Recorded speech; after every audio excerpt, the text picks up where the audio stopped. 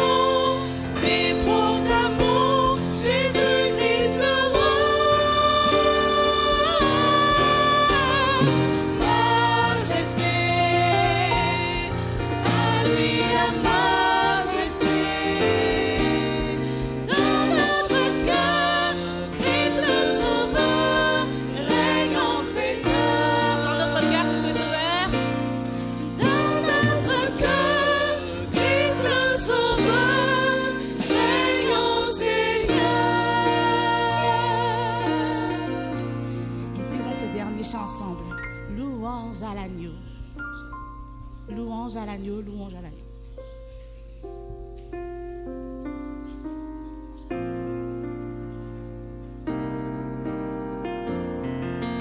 Adorons ensemble notre roi.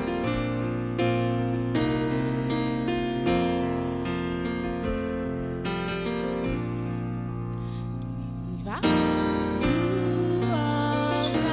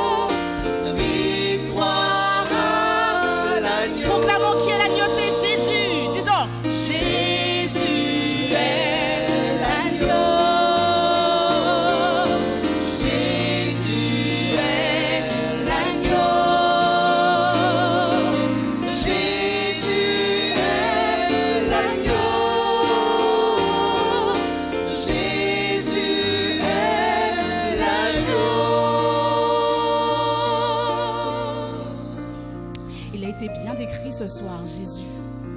Et Jésus, c'est aussi notre ami. C'est pour cela que nous allons nous tenir debout et dire combien Jésus est tout pour nous. Jésus est tout pour moi. Tenons-nous debout et disons Jésus est tout pour moi.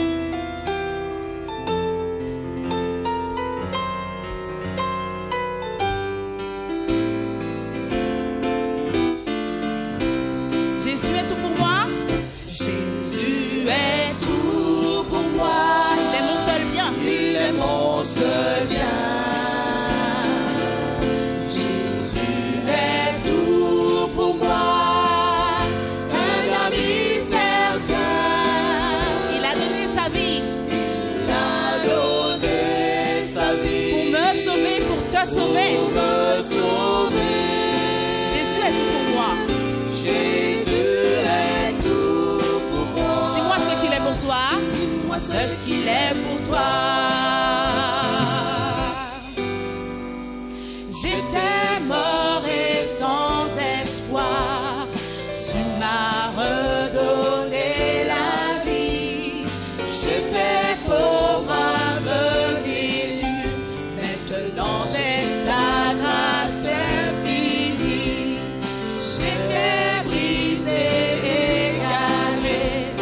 Je suis libre, j'ai la victoire. Jésus, Jésus, Jésus, tu es tout pour moi.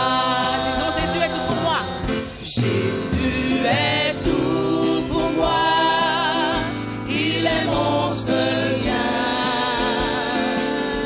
Jésus est tout pour moi. Un ami certain. Il a donné sa vie pour me sauver. Jésus est tout pour moi. Dis-moi ce qu'il est pour toi. Tu t'es offert sur la croix. Sacrifié, mort, ressuscité. Tu as oublié mes péchés. Tu m'as offert l'amour et la joie. Tu es ma force et mon soutien. Je veux parler de toi aux miens et leur dire que Jésus, Jésus, tu es tout pour moi. Jésus est tout pour moi. Jésus est tout pour moi. Il est mon seul bien. Il est mon seul bien. Pour moi, Jésus, il est tout. Jésus est tout pour moi. C'est un ami sûr. Un ami certain. Il a donné sa vie Il a donné sa vie pour me sauver et toi aussi. pour me sauver. Jésus est tout pour moi. Jésus est tout Et pour toi, qu'est Jésus? Dis-moi ce qu'il est pour toi. Il a donné sa vie. Il a donné sa vie pour me sauver. Jésus est tout pour moi. Dis-moi ce qu'il est pour toi.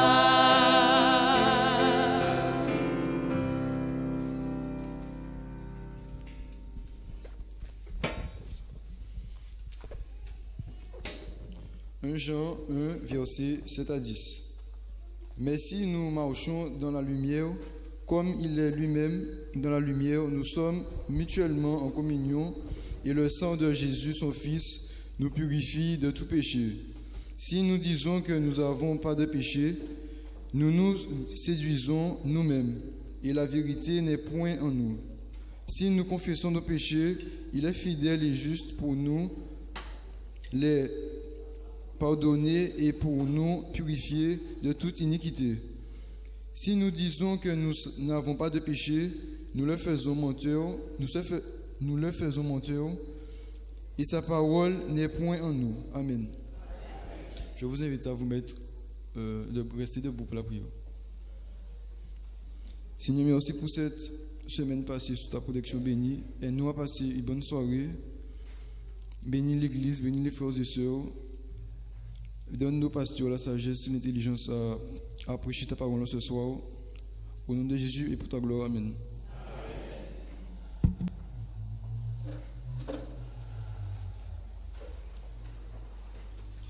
Bonsoir à tous. Il est beau de louer l'Éternel et de célébrer ton nom au Très-Haut. Celui qui demeure sous l'abri du Très-Haut repose à l'ombre du Tout-Puissant. Je dis à l'Éternel, mon refuge et ma forteresse, mon Dieu en qui je me confie, car c'est lui qui te délivre du filet de l'oiseleur, de la peste et de ses ravages. Il te couvrira de ses plumes, et tu trouveras un refuge sous ses ailes. Sa fidélité est un bouclier et une cuirasse. Tu ne craindras ni les terreurs de la nuit, ni la flèche qui vole de jour, ni la peste qui marche dans les ténèbres, ni la contagion qui frappe en plein midi. Chers amis, chers frères, chers sœurs, chers aventuriers, chers GIA, chers éclaireurs, chers youtubeurs, je vous souhaite une cordiale et chaleureuse bienvenue dans la maison de l'Éternel.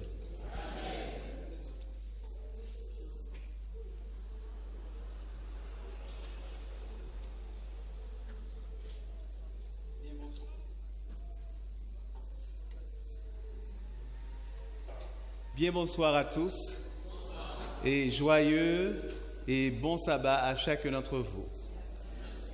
Content de vous retrouver de la maison du Seigneur, particulièrement ce soir, car vous n'êtes pas sans savoir que le gouvernement français a pris des mesures assez restrictives et quelque part contraignantes aussi pour qu'il n'y ait pas de rassemblement de plus de 100 personnes afin de réduire la propagation du Covid-19. Ce soir, j'aimerais demander à Anita de venir nous faire passer une information. Tu as le courrier, Anita, le courrier? Oui, d'accord, très bien. Que nous allons vous lire. Alors, comment nous allons procéder ce soir? Dans un premier temps, elle va vous lire, elle va vous rappeler un certain nombre aussi de mesures qui ont été prises par le gouvernement. Ensuite, nous allons avoir un moment de prière par rapport à cette situation parce que nous sommes tous concernés d'une manière ou d'une autre. Anita, je te cède la place. Le coup. Non, c'est...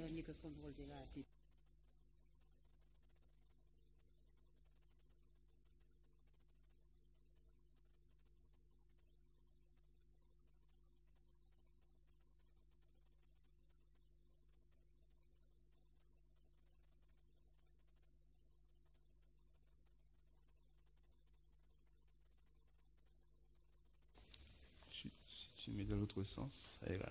Voilà.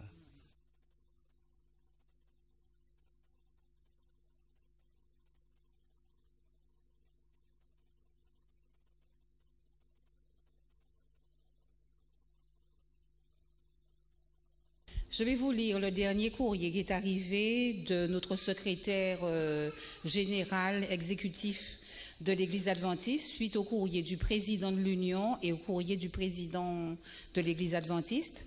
Donc, comme il y a un peu plus de précision, donc je lirai le dernier.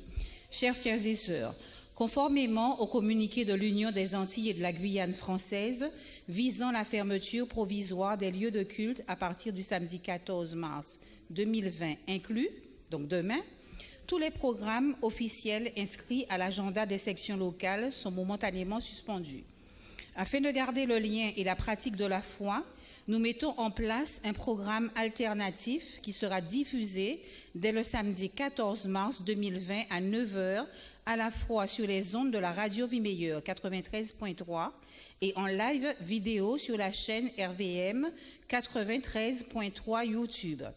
En attendant de déterminer la durée de cette fermeture préventive, nous invitons chaque croyant à faire preuve de sérénité et de foi dans les promesses du Tout-Puissant. Tu ne craindras ni les terreurs de la nuit, ni la flèche qui vole de jour, ni la peste qui marche dans les ténèbres, ni la contagion qui frappe en plein midi. Psaume 91, versets 5 à 6, Maranatha, le secrétaire exécutif Franck Voltaire. Voilà, donc vous l'avez bien compris, à partir de demain, eh bien, les portes resteront fermées. En attendant, ce que vous allez recevoir, c'est probablement des informations sur, puisque nous avons pour Bethel le groupe par communication, par Bethel Partage. Donc, ça sera un organe, le lien que nous aurons pour communiquer avec vous. Pour ceux qui ne l'ont pas, vous ferez passer les informations aux autres. Je vous recommande d'écouter la radio Vie Meilleure, parce que là aussi, c'est notre premier organe d'information officiel. Donc, écoutez la radio Vie Meilleure, vous allez avoir des bonnes informations, de bonnes instructions. Et la dernière recommandation, c'est vraiment de souscrire aux mesures barrières. Alors, vous êtes entrés ce soir peut-être par les entrées latérales ou l'entrée principale. Vous avez certainement observé qu'il y a des affiches retraçant un peu ces mesures barrières qui sont préconisées par le gouvernement, entre autres se laver les mains toutes les heures si possible, ne pas éternuer dans son coude, se moucher avec un mouchoir jetable et jeter tout de suite, ne pas laisser traîner, etc. Donc vous les savez, elles sont répétées à longueur de journée sur les ondes. Ce n'est pas un manque de foi de respecter les mesures barrières. Donc respectons-les, elles sont affichées pour vous, pour vos proches. Eh bien on va faire comme ça et nous allons prier les uns pour les autres. Nous allons essayer de rester unis, même si nous sommes... Physiquement, nous ne serons pas dans le même lieu, mais nous allons rester unis dans l'esprit. Sabbat demain, et je vous souhaite à tous un bon et joyeux sabbat. On peut s'appeler et on peut se réconforter ensemble. Bon sabbat.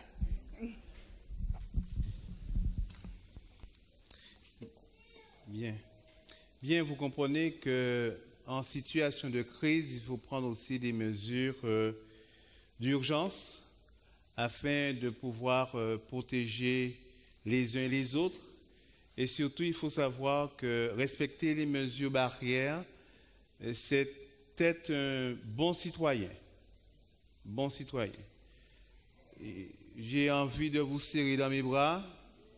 J'ai envie de vous embrasser fortement. J'ai envie de vous donner une bonne poignée de main, mais vous ne savez pas si je n'ai pas le Covid-19.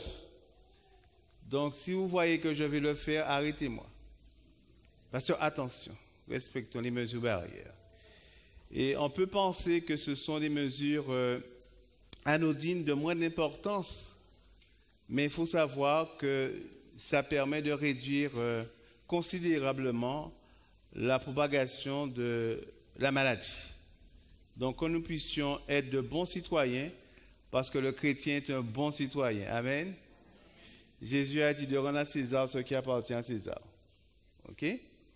Avant de poursuivre, nous allons prier, avoir un moment de prière, pour demander à Dieu de faire en sorte qu'il puisse nous accorder sa protection, que ce soit en Guadeloupe ou ailleurs, qu'il puisse aussi fortifier aussi toutes les personnes qui auront perdu un proche par rapport à ce Covid-19 et surtout faire en sorte que nous puissions respecter les mesures qui ont été ordonnées, je dis bien ordonnées par le gouvernement.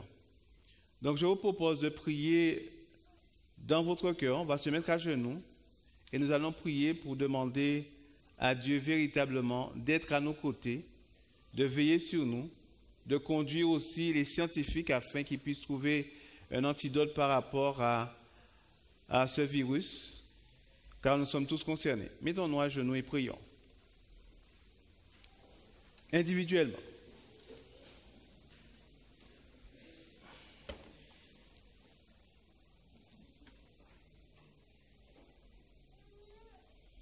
Que selon les scientifiques, on en guérit. D'accord? Après quelques jours, certes. Ok, c'est vrai qu'il y a un pourcentage, mais un pourcentage infime de personnes qui sont sévèrement atteintes. Mais j'aimerais que nous puissions passer un moment de prière pour cette personne et sa famille qui sont maintenant au foyer, à la maison, consignés. Ok? Et prier aussi pour notre Église, pour faire en sorte que nous puissions traverser cette période en étant dans l'espérance, dans la confiance en l'Éternel, et que nous puissions être ceux qui ne paniquent pas, amen, ceux qui ne paniquent pas, mais au contraire que nous soyons ceux qui apportent l'espoir, l'espérance en Jésus. Pour ce faire, j'aimerais vous proposer de prier par groupe de 2. Prions ensemble.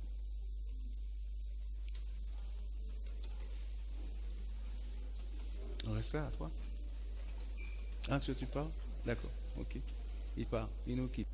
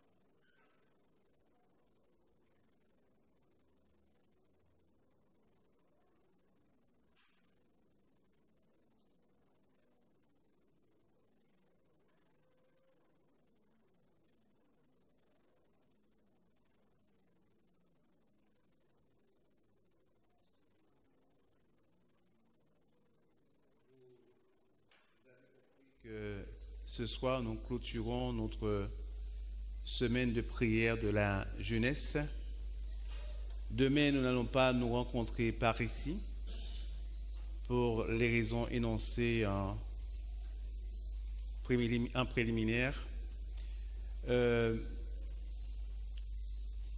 J'aimerais vous dire que j'ai passé un excellent moment avec vous pendant cette semaine. Ça a été un moment formidable. J'ai redécouvert le pardon, la réconciliation. D'accord? Ça me permet aujourd'hui de reconsidérer mes voies, de reconsidérer aussi mes actions mes pensées. Donc on peut penser que c'est seulement ceux qui écoutent qui reçoivent, mais ceux qui prêchent aussi reçoivent aussi de la part de Dieu. J'aimerais vous assurer que même si on ne se rencontre pas demain, Dieu voulant, nous allons faire en sorte avec les anciens déjà que je convoque à la fin de cette réunion avec les anciens pour voir comment nous allons pouvoir donner une suite, en tout cas permettre la continuité de l'Église. Okay? Même si on ne peut pas se réunir à plus de 100, on peut se rencontrer à moins de 100, c'est ça? C'est bien ça? C'est d'accord? Très bien. On est d'accord. D'accord. Mais il y a eu quelques recommandations qui ont été données au niveau de l'administration. Ceci étant dit, ça ne va pas m'empêcher de prêcher la parole. Ah, c'est clair. Surtout que je dois vous dire, vous présenter la personne la plus difficile à pardonner.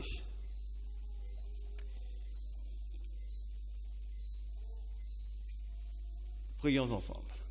Éternel notre Dieu, nous sommes arrivés à l'heure de la prédication de ta parole.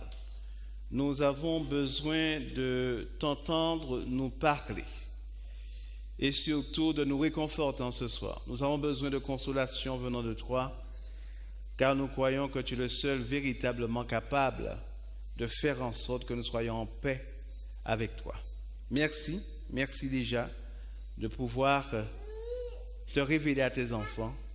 Permets que je puisse m'effacer, que toi tu nous parles au nom de Jésus et pour ta gloire. Amen.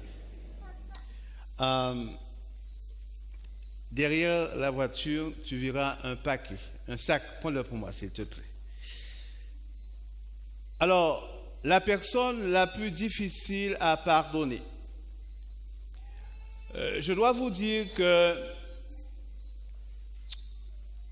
pendant longtemps, entre mon père et moi, la situation était compliquée. Mon père était du genre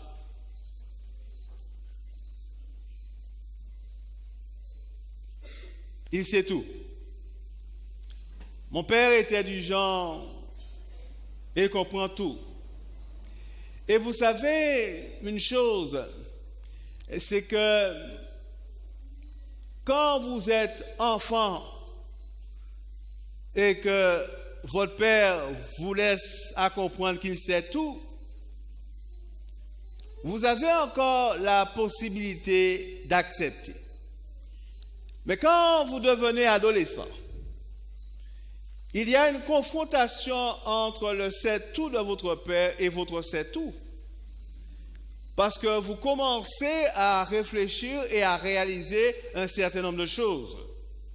Et là, comme mon père, ça faisait longtemps qu'il savait tout, et que moi, j'arrivais sur la scène du c'est-tout, j'arrivais en tant qu'adolescent. Donc forcément, il y avait un clash. Et en vous parlant de mon père, je dois vous dire que je n'ai jamais oublié ce qu'a fait mon père un jour que j'ai trouvé injuste. Je suis en train de vous parler de la personne la plus difficile à pardonner. Nous étions à table ce jour-là en train de manger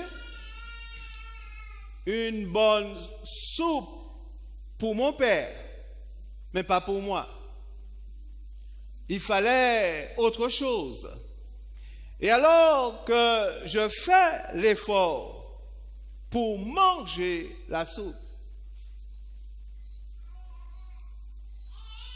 par mégarde, ma cuillère est tombée. Chers amis, je ne l'avais pas fait par exprès. Et je peux vous dire, ce jour-là, mon père m'a dit tout ce qu'il avait envie de me dire. Comment ça se fait, un garçon comme moi jette ma cuillère par terre? Un grand garçon comme toi. Et je vous fais grâce de ce qu'il a dit, puisque mon père n'était pas chrétien. Je fais grâce, puisque nous sommes dans la maison de l'Éternel. Mais mon père qui sait tout, en face de moi qui sait tout, qui venait de laisser tomber sa cuillère, mon père malheureusement a fait aussi tomber sa cuillère. Ma cuillère est tombée avant, mais la cuillère de mon père est tombée après. Mon père avait la possibilité, la capacité de me dire tout ce qu'il pensait de moi. Mais vous comprenez qu'en tant qu'enfant obéissant et respectueux, je ne pouvais me permettre de dire à mon père tout ce que j'avais envie de lui dire. Mais je l'ai pensé très fort. Je l'ai pensé très très fort. Chers amis, en ce soir, j'aimerais vous dire une chose.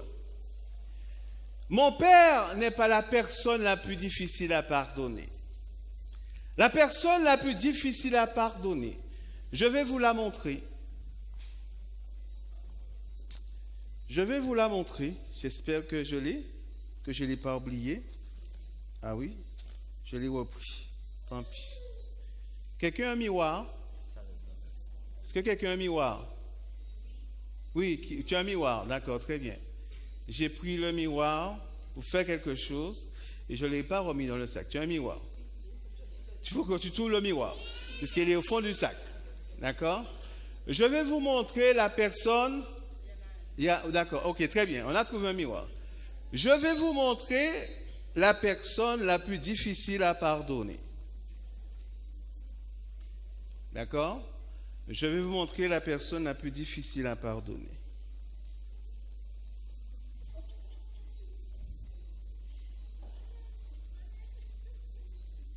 Quelle est la personne la plus difficile à pardonner? Qui est-ce que tu vois là? Quelqu'un qui porte des lunettes. Quelqu'un qui porte des lunettes. D'accord. Ok. Qui est-ce que tu vois là? Toi.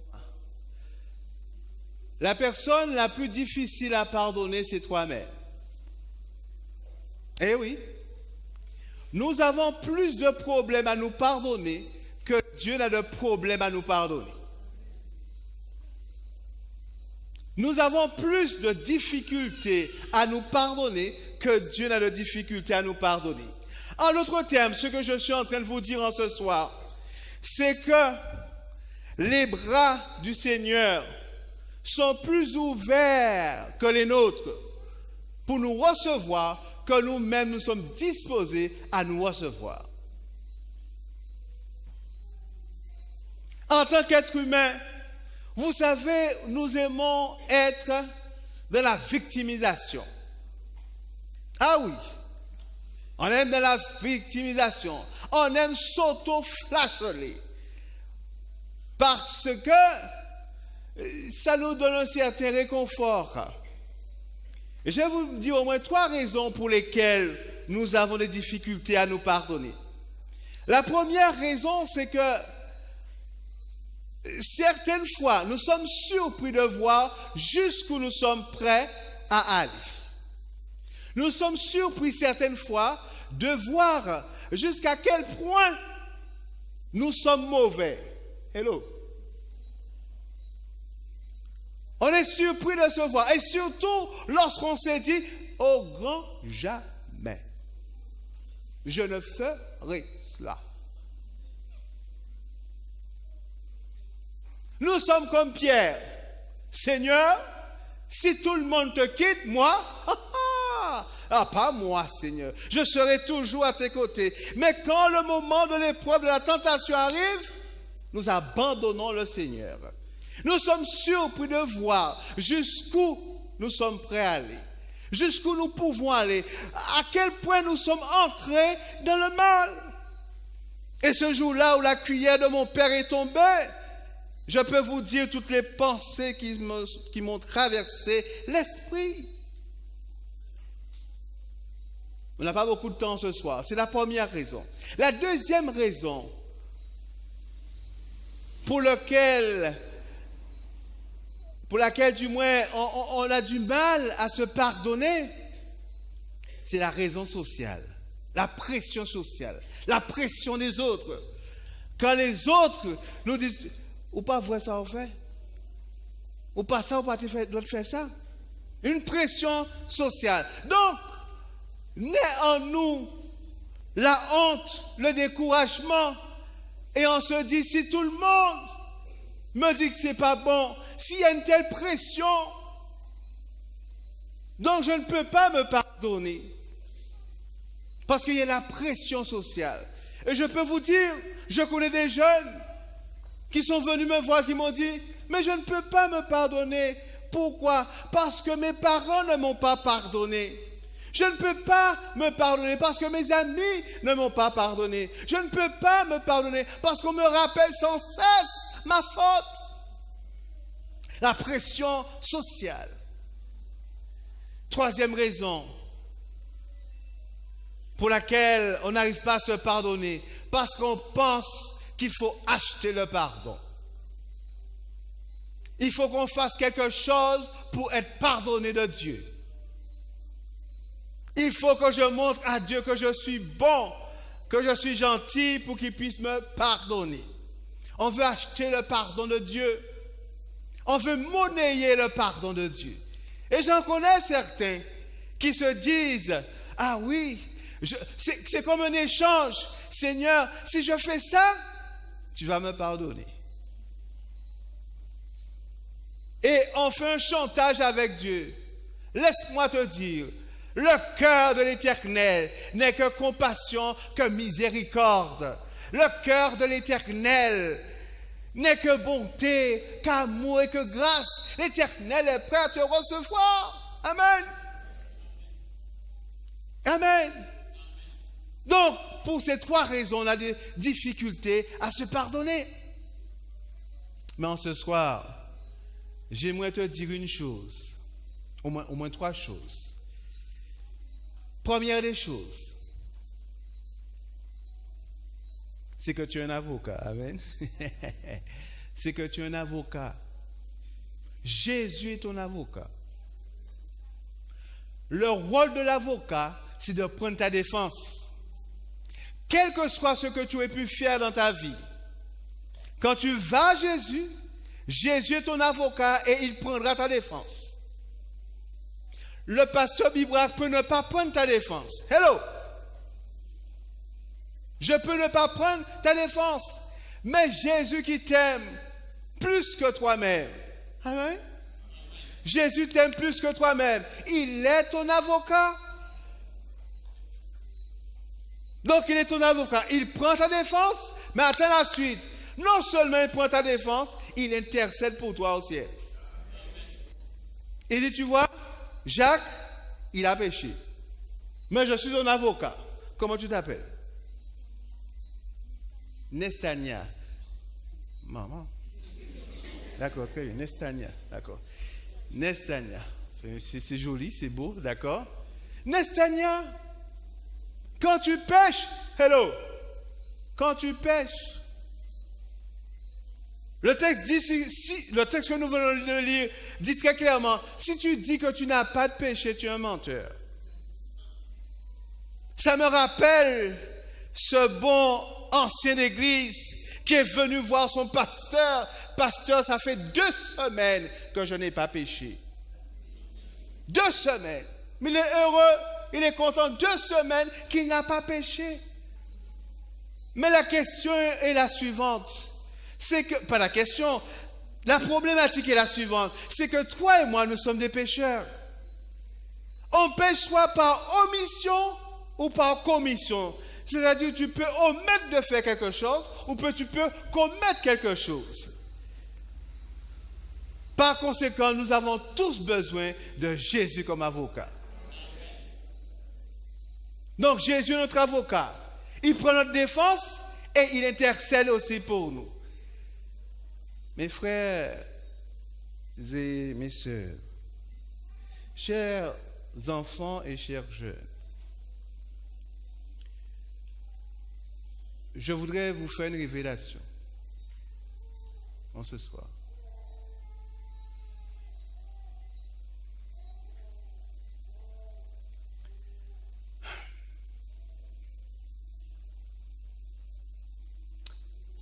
vous et moi, nous avons pris naissance dans le péché. Notre cœur est mauvais. Mais mauvais. Nous sommes méchants. Méchants. Nous sommes tellement méchants que nous sommes ennemis de Dieu. Hello. Nous sommes ennemis de Dieu à cause du péché qui est en nous. Ça va? Vous vous rendez compte que Dieu aime ses ennemis? Amen. Dieu aime ses ennemis. Il nous aime. Il nous aime plus que nous-mêmes. Il nous aime tel que nous sommes. Et il se tourne vers nous. Et il nous dit tout simplement, je suis ton avocat. Ça va? Je suis ton avocat. Ça va? Très bien. J'ai tellement de choses à vous dire là. Je suis en train de choisir dans ma tête qu'est-ce que je vais vous dire maintenant parce que tellement de choses à vous dire et l'heure est un peu avancée. Deuxième chose que je vais vous dire en ce soir.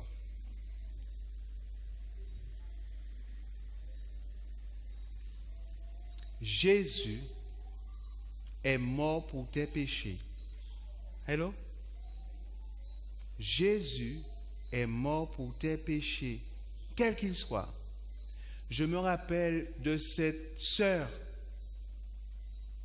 qui, au 31 décembre, priait, demandait pardon pour un péché qu'elle avait fait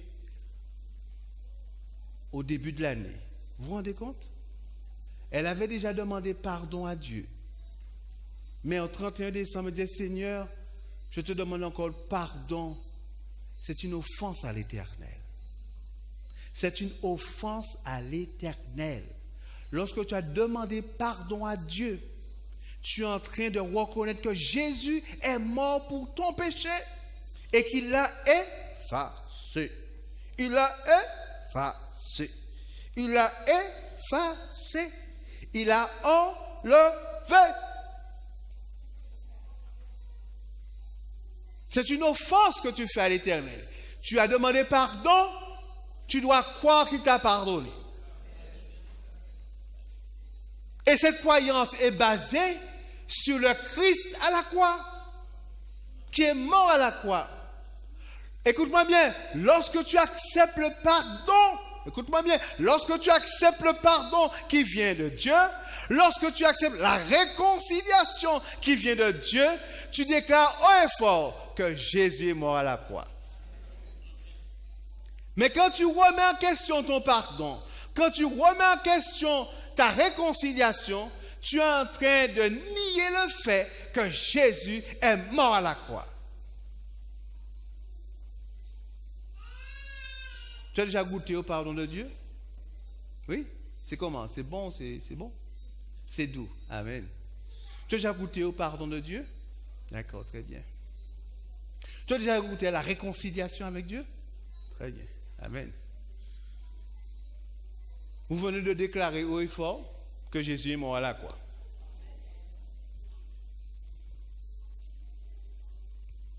Je sais qu'il peut avoir la pression sociale. Je me rappelle, j'ai tellement de choses à dire en ce soir. Je me rappelle, j'étais dans un comité et on me raconte qu'un frère a fait telle chose. Je dis d'accord, très bien. Combien de temps? Ça fait 15 ans, pasteur. Et qu'est-ce que ça fait là toujours? Qu'est-ce que ça fait toujours au comité? 15 ans! 15 ans! Qu'est-ce que ça fait au comité? Ça n'a plus sa place au comité. Le frère a demandé pardon. Pourquoi tu le ramènes au comité? Pourquoi tu le ramènes devant l'église? Il est pardonné. Mais certaines fois, chers amis, nous devons faire très attention à ce que nous faisons. Je me rappelle de cette jeune fille, lorsque nous étions étudiants à Trinidad. C'est vrai, cette jeune fille, elle avait une vie dissolue, pour ne pas dire plus que cela. une vie dissolue.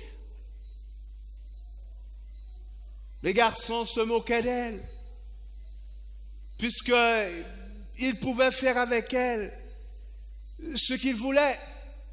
Et nous avons une semaine de prière avec le responsable au niveau de la conférence générale à l'époque de la jeunesse, Dick Barron. Et il a prêché, chers amis, il a prêché. Cette jeune fille a été touchée par la parole de Dieu.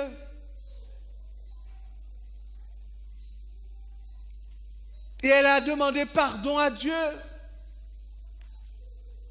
pour ce qu'elle avait fait. Du jour au lendemain, elle a changé du tout au tout. C'était plus la même personne, plus la même jeune fille, parce qu'elle avait accepté le pardon de Dieu. Et laisse-moi te dire que le pardon de Dieu te libère, et c'est une puissance transformatrice. Alors qu'elle avait été pardonnée par Dieu, alors que sa vie a été changée, tu avais certains petits malins qui revenaient pour lui rappeler sa vie passée. Fais attention à toi. Je dis bien, fais attention à toi. Fais attention à toi. Alors qu'il ou elle est pardonné et que tu continues à ressasser l'erreur de cette personne, fais attention à toi. Parce que toi et moi, nous sommes vautrés dans le péché. Tu ne sais pas jusqu'où le péché peut te mener. Tu seras surpris. C'est pour cela que nous, en tant qu'enfants de Dieu, nous devons encourager les uns les autres à accepter le pardon et la réconciliation qui vient de Dieu. Ça va? Dernier point en ce soir. Dernier point. Et pour moi, c'est le plus beau. Ce qui est beau avec l'Éternel, écoute-moi bien, c'est que lorsque l'Éternel te pardonne et te réconcilie, c'est comme si tu n'avais jamais péché. Amen. Amen. Tu te rends compte? C'est comme si tu n'avais jamais péché. Le Seigneur ne reviendra pas là-dessus. Pour lui, c'est oublié. C'est fini. C'est fini. Fini. Terminé. Terminé. Terminé. Il ne reviendra pas là-dessus. Et c'est comme si tu n'avais jamais péché. Comme si tu n'avais jamais fait la chose. Et c'est ça la beauté de la réconciliation. Parce que elle rétablit entre Dieu et toi une harmonie. Alors que tu étais ennemi de Dieu, Dieu te met dans son harmonie. Quelle harmonie. Une belle harmonie avec le Seigneur. Et tu peux marcher la tête haute. Et lorsque quelqu'un vient de te rappeler ta faute, tu dirais, le Seigneur a fini avec ça. Continue, le Seigneur a fini avec ça. C'est terminé, c'est fini. Chers amis, en ce soir, ce que je voulais vous dire, c'est que Dieu t'a pardonné. Dieu t'a réconcilié avec lui. Accepte son pardon.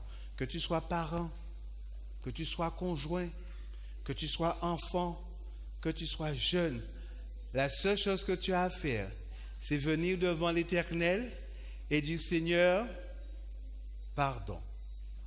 Je te demande pardon. La seule chose que tu as à faire, c'est pas compliqué, hein? Venir vers l'Éternel et dire, Seigneur, je te demande pardon. Et le Seigneur te pardonne. Et quand il te pardonne, il te change et fait de toi une nouvelle créature. Et il va dire à la femme adultère, comment? Personne ne t'a condamné? Parce qu'en réalité, mes frères, tu peux avoir envie de critiquer, de rabaisser, mais en réalité, tu n'es pas meilleur. Tu n'es pas meilleur parce que tu es ennemi de Dieu. Si tu te retrouves en la présence de l'Éternel, c'est parce que l'Éternel t'a reçu. Tout simplement. C'est parce qu'il t'a reçu. Et lorsque l'Éternel te reçoit, maman, c'est bon, pas vrai? C'est bon, c'est merveilleux. Ce soir, accepte le pardon de l'Éternel. La personne la plus difficile à pardonner, c'est toi-même. Mais laisse-moi te dire, Dieu n'a aucune difficulté à te pardonner. Pour lui, ce n'est pas difficile, ce n'est pas compliqué, parce qu'il t'aime par-dessus tout. Ça va? Dites à la personne qui était assise à côté de vous, je suis pardonné et réconcilié avec Dieu. Je suis pardonné et réconcilié avec Dieu. Je suis pardonné et réconcilié avec Dieu. Je suis pardonné et réconcilié avec Dieu. Hello. Je suis pardonné et réconcilié avec Dieu. Amen. Pardonné et réconcilié. J'ai retrouvé l'harmonie. L'harmonie. Que l'Éternel nous aide à rester dans cette harmonie avec lui, à rester dans ce pardon et dans cette réconciliation. Mes frères, et je termine avec ça, ce qui fait la force du christianisme, ce qui montre que je suis chrétien, c'est quand j'accepte le pardon de Dieu et que aussi je deviens ministre de la réconciliation et un ministre du pardon. Amen.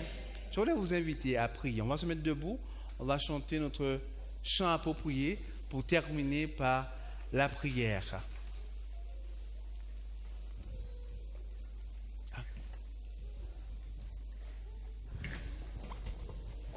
Merci.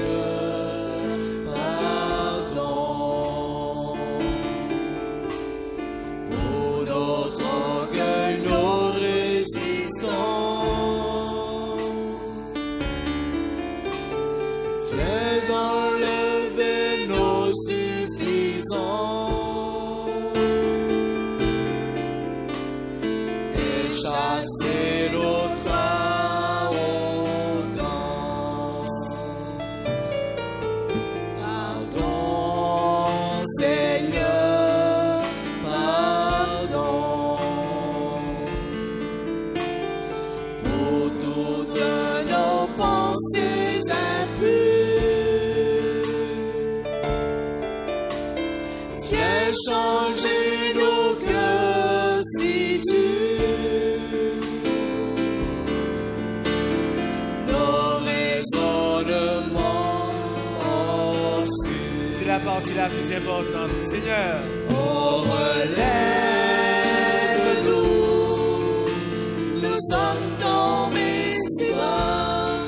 Oh, relève-nous, par ta grâce et ton pardon.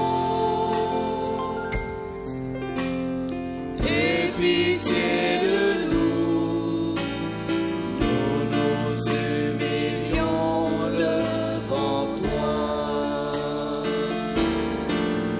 Pardon, Seigneur, pardon. Pour tant de paroles mauvaises qui adoucissent nos monolèves et que nos querelles s'apaisent. Pardon, Seigneur, pardon. De toujours garder rancune. Viens changer notre amertume, transformer notre attitude.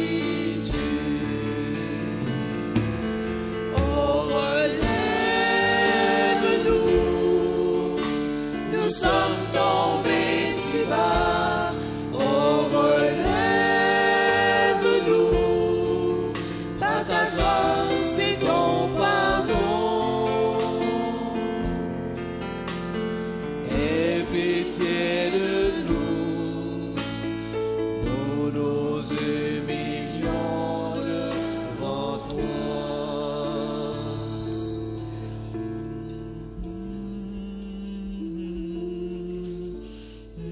invite maintenant à fermer les yeux, à répandre votre âme devant l'Éternel, le remercier pour son pardon. Ou s'il y a une faute que vous n'avez pas confessée à l'Éternel, confessez à l'Éternel pour recevoir son pardon. Priez, chacun prie dans son cœur.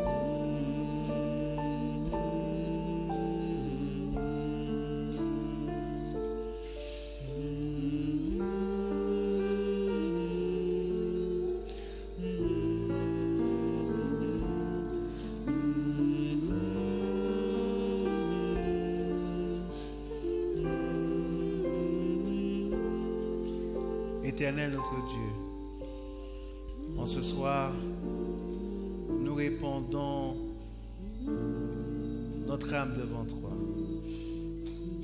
Nous tenons à te remercier pour tant d'attention, tant d'amour, le fait que tu nous aies reçus alors que nous étions ennemis avec toi. Et tu vois notre difficulté à nous pardonner nous-mêmes. Père, que nous puissions accepter ton pardon et ta réconciliation. Et que cela puisse fortifier chaque acte, chaque pensée que nous aurions. Et que nous puissions avancer la tête haute, regardant Jésus, notre avocat.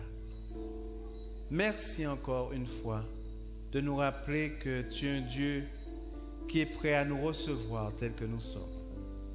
En ce soir, nous voulons te dire qu'en acceptant ton pardon, nous reconnaissons que Jésus est mort à la croix pour chacun d'entre nous. Que tu puisses veiller sur chacun de tes enfants, particulièrement les jeunes. Que tu leur fasses comprendre et réaliser à quel point tu les aimes et que tu es prêt à déverser ton pardon dans le cœur de chacun d'entre nous. Notre Père, nous nous remettons à toi. Nous te remettons nos vies. Et que nous puissions continuer à avoir l'esprit de pardon. Nous t'avons prié au nom de Jésus pour ta gloire. Amen. Bonne soirée à tous, que Dieu vous garde et vous bénisse. Et les anciens, si je pouvais vous voir pour 1 ou 2 minutes, s'il vous plaît. Et que l'Éternel continue à nous accorder sa grâce. Bonne soirée à chacun d'entre vous.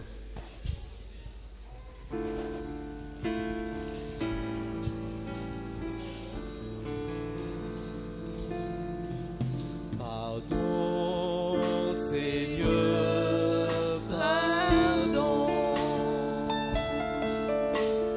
pour notre nos résistances. Viens enlever nos suffisances et chasser notre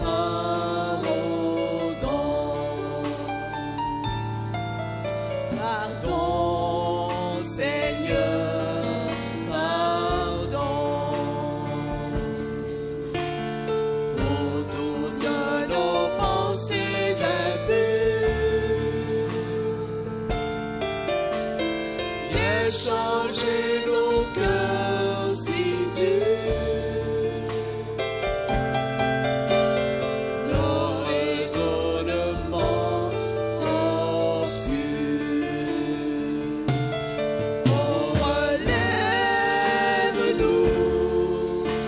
Nous sommes tombés si bas, oh relève-nous,